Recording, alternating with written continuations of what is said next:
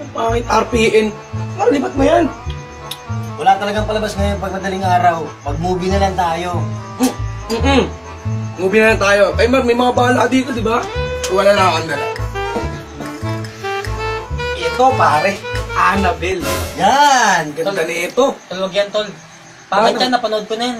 Maganda yan, bago yun eh. Pangit yan. Trending nga ito sa FB. Nakabasa ko yung mga post doon. Hindi pangit yan, napanood ko na yan. Takot ka lang yata eh. Tol, di kasi ako nanonood ng horror. Tol. Di ka nanonood ng horror? Wag na yan. Takot ka lang. Salang natin ito. Salangan natin yan. Sige na. Salangan Dali natin lang. yan. Takot ka lang eh. Ako, takot. Sige, Eh, panoorin natin yan.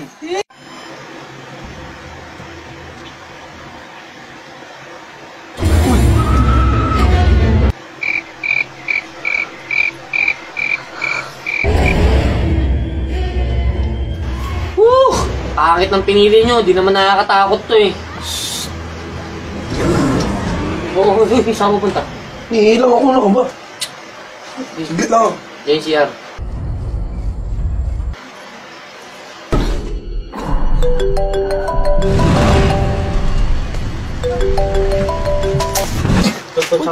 Saan mo tawag girlfriend ko? Wait lang, teka lang.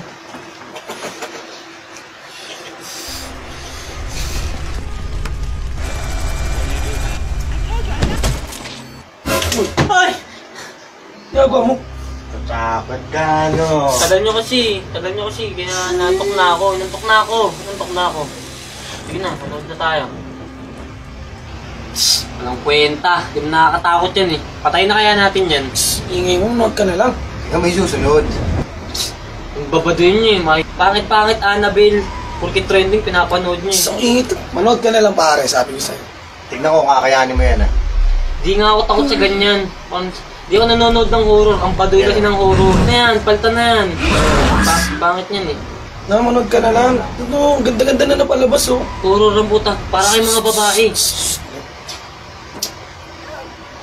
Pala nga kayo dyan. Uy! Ano yun? Ay shit, putik shit na brown out folks. Yun! Nice! Yan.